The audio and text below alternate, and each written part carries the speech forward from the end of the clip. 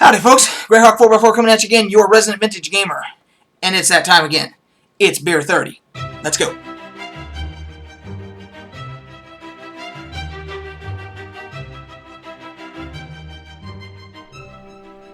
Today's video is going to be obviously a Beer 30 episode, but it's going to be sports related. We're going to be talking about Ronda Rousey, we're going to be talking about the upcoming football season, and we're going to be talking about some current topics within pro football. Number one, Geno Smith getting his jaw broken by a teammate. And number two, we're going to talk just a little bit about whether or not the Raiders, the Rams, or the Chargers, any of them, may end up going to Los Angeles, and why, and my opinions of that. So, today's selection. It's called, by the Kona Brewing Company. It's called Big Wave Golden Ale. It says Liquid Aloha. This is another one I got on my trip to the Pacific Northwest.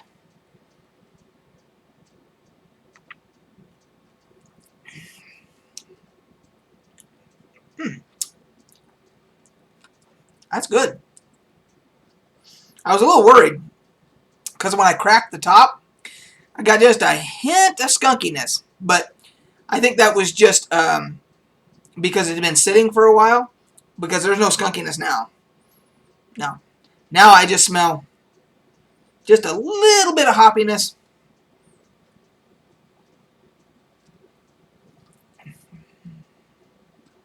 Oh, that is a good golden ale. And that isn't necessarily my particular favorite type of beer. To me, it strikes me, when I look at it, it looks like a lager, but they're calling it golden ale. So the brewing process must dictate that this falls into the ale category, depending upon whether it was top fermented or bottom fermented or whatever. I don't know all the differences, but to me, looking at it, smelling it, tasting it, I think of a lager. But this is definitely a full flavored ale, golden ale, I guess you would call it, because what you're thinking of is stuff like longboard lager or Corona or any of your basic golden ales, and this is nothing like that. This is much more in-depth flavor.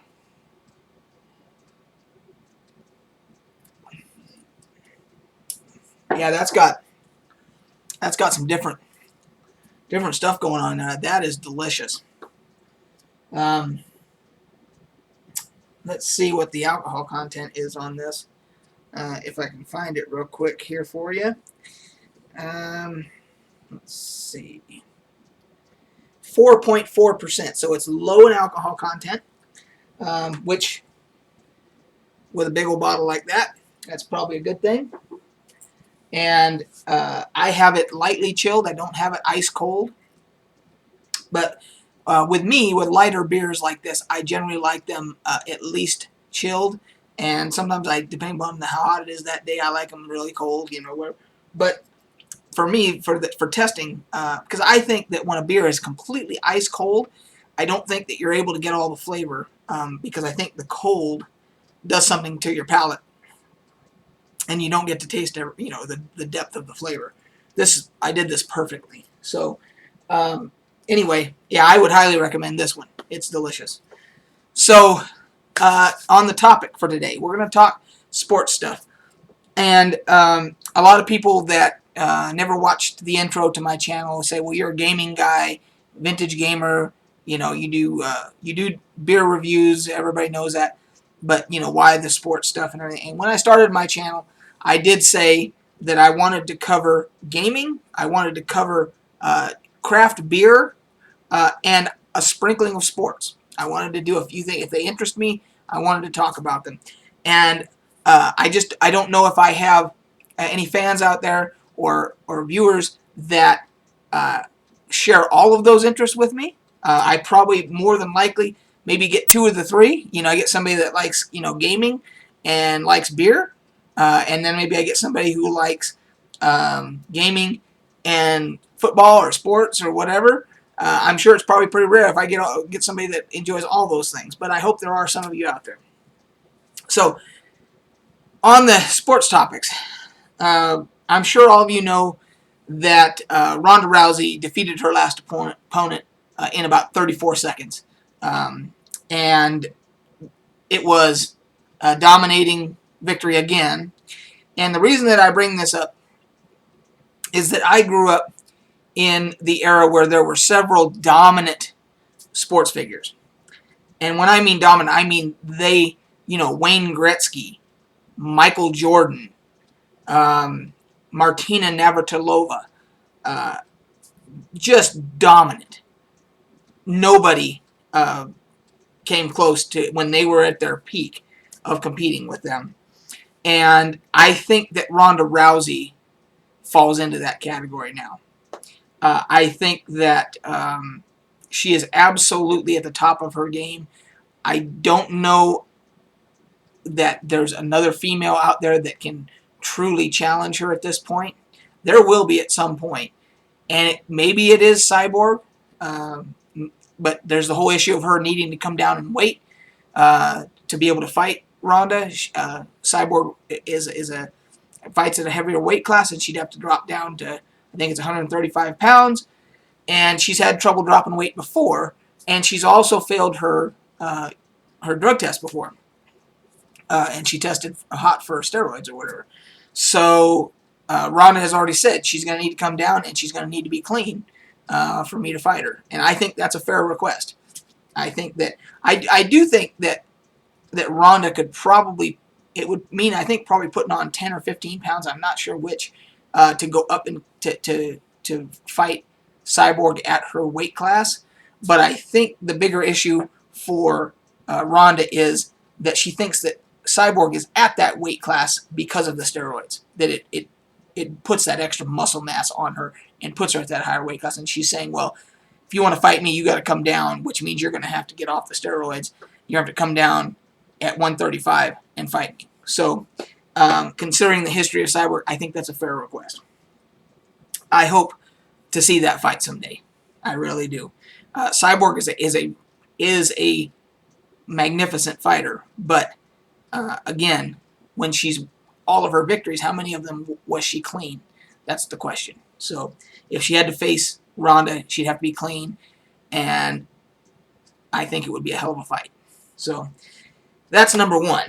Number two, today we find out that the Jets quarterback, Geno Smith, and I don't normally get involved in a lot of this stuff in the NFL other than Tom Brady or the Raiders. Those that, I love my Raiders and I hate the Patriots. So those two things I'll tend to talk about. This is an exception because of how freaking stupid this is. Apparently, a linebacker on the Jets, and this is reportedly over a debt that Geno Smith owed him like $600 or something like that. And this guy, and he has a very tough name to say, but it's IK Enepali. Apparently, IK decided in the locker room to just go over to Geno Smith and frickin' sucker punch him. And he broke Geno Smith's jaw. He's out 6 to 10 weeks. Their starting quarterback. Now, this guy, IK, he's not a star player. He's a 6th-round draft pick. He may or may not even make the team. Well, he got cut instantly. They cut him instantly the minute this happened. But he may or may not even get picked up by another team. How frickin' stupid do you have to be? I imagine that as this played out, and he sucker punches Geno Smith. Geno Smith did not fight back. He breaks his jaw.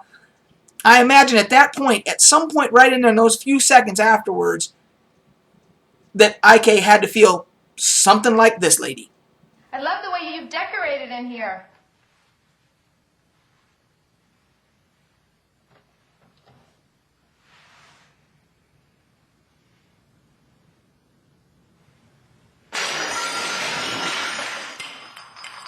You want to get away? Yep. You wanted to get away, didn't you? You wanted to click your fucking heels together 3 times and bink, and blink out of there, didn't you? Because you're thinking, holy shit, I just took out the starting freaking quarterback of the team. And, of course, it wasn't too long after that they gave your ass the yank. And I mean, here's a guy who probably could have stayed on the Jets, probably could have made the team, made some, we know that their minimum salary is some ridiculous, amount of money, and he probably makes a little bit more than that. And now he may or may not get picked up by another team. He may have just screwed away over a $600 debt his entire NFL career and whatever money he would have made. Idiot of the year. Idiot of the century, probably. I mean, good Lord. That is stupid. So, anyway, there's that. And then the last thing I wanted to talk about was, need to take another hit here. And the last thing I wanted to talk about was, there's a lot of talk about continuing about the Raiders and or the Chargers and or the St. Louis Rams moving back to LA.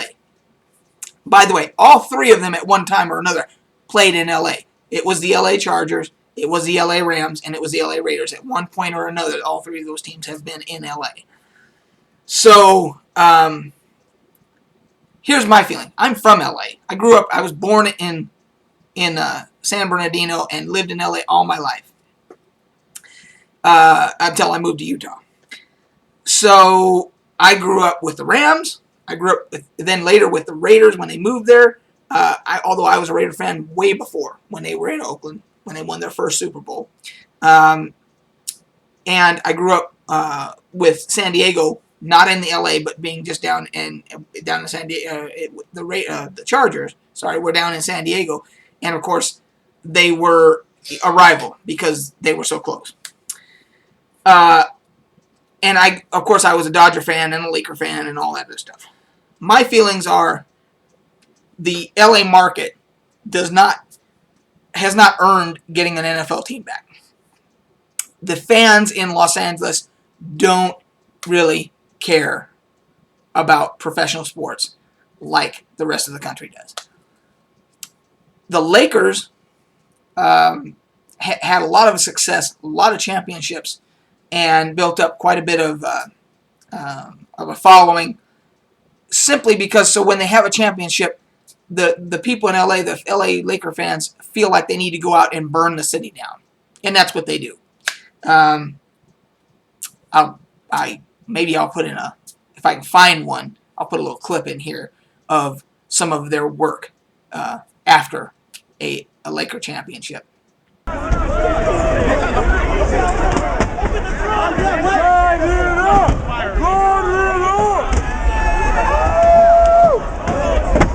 Is done.